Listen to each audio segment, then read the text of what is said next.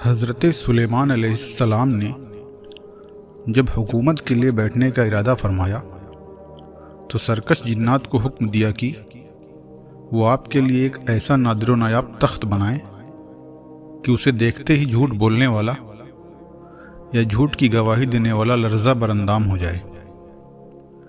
انہوں نے ہاتھیوں کے دانتوں سے ایک تخت تیار کیا جسے یاقوت و زبرجد اور ہیرے موتیوں سے سجایا اور اس کے چاروں کونوں پر سونے سے بنائے ہوئے کھجور کے 4 درخت لگائے جن کی شاخوں کی پتیاں چاندی کی تھیں، اور ان چاروں درختوں کو مختلف دھاتوں سے بنی ہوئی انگور کی بیلوں سے ایک دوسرے سے جوڑ دیا۔ ان میں سے 2 درختوں کے اوپر سونے کے 2 مور بنائے اور 2 پر سونے کے 2 گدھ، اور اس کے سامنے کے حصے پر بیچ میں راستہ چھوڑ کر دائیں بائیں جانب سونے کے 2 شیر بنائے جن میں ہر ایک کے سر پر زمرد کا ستون تھا، اور اسے پتھر کی ایک بہت بڑی اور عمدگی سے تراشی ہوئی چٹان پر رکھا جس کے نیچے تخت اور اس کے مختلف حصوں کو گھمانے کے لیے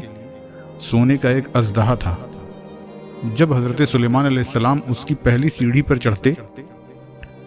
تو پورا تخت چرخے کی طرح گھوم جاتا، گدھ اور مور اپنے پر پھیلا دیتے،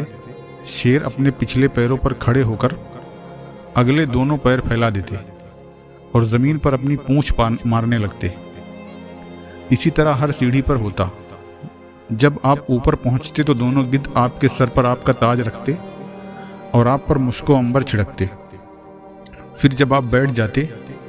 تو سونے کا ایک کبوتر آپ کو زبور شریف پیش کرتا۔ آپ لوگوں کو زبور پڑھ کر سناتے۔ آپ کے دائیں جانب سونے کی کرسیوں پر علماء بنی اسرائیل بیٹھتے اور بائیں جانب چاندی کی کرسیوں پر بڑے بڑے باعظمت جنات بیٹھتے۔ زبور کی تلاوت کے بعد آپ مقدمات کے فیصلوں کا آغاز فرماتے۔ جب گواہی کے لیے گواہ آتے تو پھر اسی طرح پورا تخت چرخے کی طرح گھومتا اور شیر، گدھ، مور سب پہلے کی طرح اپنا اپنا کام دہراتے۔ یہ سب دیکھ کر گواہ گھبرا جاتے اور بالکل سچ سچ گواہی دیتے۔ جب حضرت سلیمان علیہ السلام کا وصال ہو گیا تو بخت نصر بادشاہ اسے روم و شام کی راجدھانی شہر انطاکیہ لے گیا، لیکن جب اس تخت پر چڑھنے کا ارادہ کیا اور جیسے ہی سیڑھیاں طے کرتا ہوا اوپر پہنچا تو ایک شیر نے اتنے زور سے اس کے پیر پر پنجہ مارا کہ وہ نیچے گرا، اور اس کے پیر میں اس شدت کا درد ہوا کہ اسی درد میں تڑپ تڑپ کر مر گیا۔ پھر ایک لمبے زمانے تک یہ تخت شہر انطاکیہ میں ہی رہا، یہاں تک کہ آس بن سداس نے انطاکیہ پر حملہ کر کے بخت نصر کے خلیفہ کو شکست دی اور اس تخت کو واپس بیت المقدس لے گیا۔ لیکن ہر چند کوشش کے باوجود کوئی بھی بادشاہ اس تخت پر چڑھنے میں کامیاب نہیں ہو سکا۔ آخر کار وہ تخت مسجد اقصیٰ میں اللہ تعالیٰ کی قدرت سے